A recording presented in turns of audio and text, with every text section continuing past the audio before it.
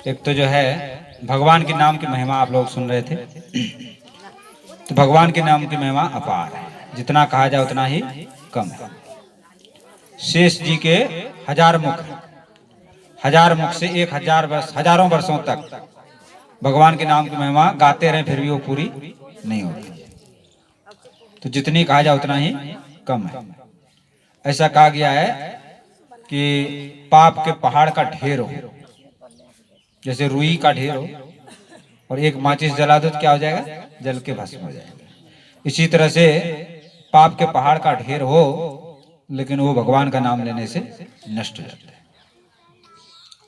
तो आज सूचना दे देते हैं, कल भी देंगे।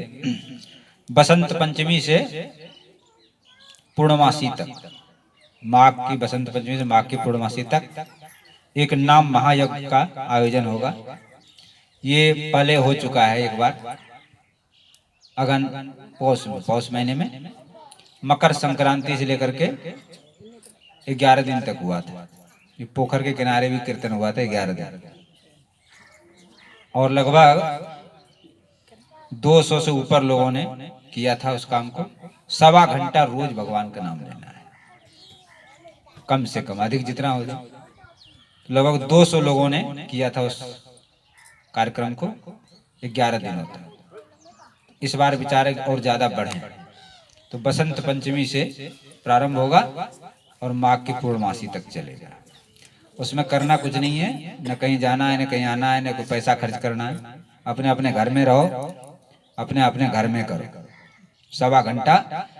और उसमें ये भी नियम नहीं कि 1 बार करना है, 2 बार में कर लो, 3 बार में कर लो, 4 बार में कर लो। 1.25 घंटा, 3 बार में कर लेते हैं। हाँ 3 बार में कर लो, 4 बार में कर लो, नहा के कर लो, बिना नहाए कर लो। ये जरूरी नहीं कि नहा धो के करना है, नहीं, ऐसा है जो बना सके वो बनाओ, और जिनसे नहीं बन रहा है ना भला से कुछ भला, जो नहा के कर सके वो करो, मना नहीं है। लेकिन जो नहीं नहा पाए वो बिना नहाए भी कर सकते। पूरी छुट्टी है, भगवान का नाम किसी तरह से लो। भाव को भाव अनक आलस हो, नाम जपत मंगल दिस दस। भाव से, कुभाव से, आलस से, कैसे भी भगवान का नाम लो, पवित्र करता है, मंगल करता है। तो वो तो बहुत बढ़िया काम है, नहा के लो, वो तो सोने में सुहागा हो गया, वो तो फर्स्ट नंबर में पास, जो नहा के करेंगे। और जो नहीं कर पा रहे हैं बेचारे, सुबह नहीं नहा पाते हैं, बूढ़े टेढ़े हैं, नहीं हो पाता है, घुटने में दर्द हो जाता है सुबह नहाने से बहुत से लोगों को, तो उनके लिए छूट है कि किसी तरह भगवान का नाम लेना है। नहा के लोग सबसे अच्छा बात है, उसकी तो होड़ ही नहीं है। लेकिन वैसा नहीं हो पावे तो किसी भी तरह से, कहने का हमारा अर्थ है भगवान का नाम 1.25 घंटा लेना है, और उसका नाम लिखवा देना मेरे पास, जो जो करेंगे। नाम इसलिए लिखते हैं कि हमें पता चल जाए कितने लोग करें, हमारा उत्साह बढ़ जाता है। और हाँ, नाम लिख के कल दे देना, हाथ उठाओ मत उठाओ, अपना सोच, रात भर में सोच लेना भाई, रात भर का टाइम दिया गया है ना। और सुनो, अकेले नहीं करना है, तुम्हारे संपर्क में जो है उनको भी बताओ। आजकल फोन का जमाना, अपने नातेदार रिश्तेदार सबको कहो। हाँ, ये नाम महायज्ञ, ये किस लिए क्यों कर रहे हैं? हाँ सुनो भैया, आज जो विश्व में अशांति हो रहा है, दुख कष्ट अकाल अनेक समस्याएं हैं, उसका उपाय भगवान का नाम, और किसी उपाय से समाप्त नहीं होगा। तो भगवान का नाम जितना अधिक लिया जाएगा उतना ही संसार में शांति का साम्राज्य होगा। इसलिए ये विचार है कि अधिक से अधिक भगवान का नाम लोग लें। इसके लिए विचार किया है, लगातार इसलिए नहीं करते लोग कहेंगे ये तो भाई, तो इसलिए 11 दिन का, 12 दिन का, ऐसे हर महीना का विचार है रखने का, धीरे धीरे करके। तो उसमें ये भी करते हैं, जैसे आपसे कहा तो आपसे ये भी कहते हैं कि आपके संपर्क में कोई हो उनसे भी बोलो।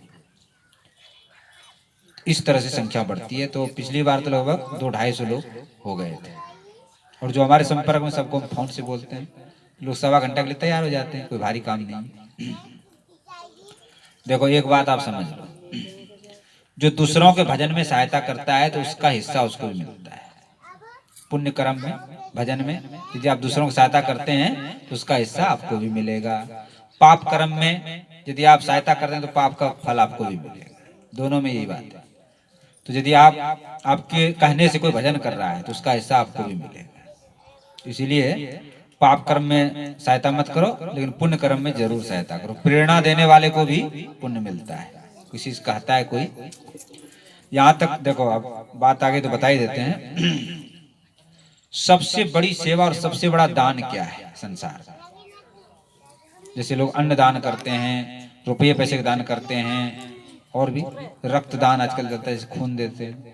ये सब बढ़िया है, उत्तम कर्म है, अच्छे काम है। लेकिन सबसे उत्तम क्या है?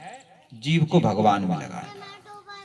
जीव भगवान से बिछुड़ गया है और माया में अनेक तरह के दुख उठाता है, कष्ट उठाता है, बार बार जन्म लेता है। गर्भ में जब वास करता है तो बड़ा कष्ट होता है हमारे। और संसार में भी सुखी कहाँ है? कभी रोग हो रहा है, कभी कष्ट हो रहा है, तमाम झंझट। और मरने के समय बड़ा कष्ट होता है, फिर 84 लाख योनि में घूमना पड़ता है, तो कष्ट ही कष्ट। इस कष्ट से छुटकारा कैसे मिलेगा? भगवान की भक्ति करने से।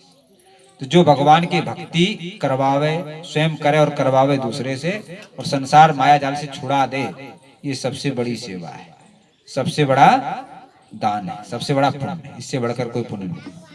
जैसे ये सब काम उत्तम है, अन्नदान भी ठीक है, जो भी आप कर रहे हैं, जो आपसे हो जाता है, मना नहीं करते हैं।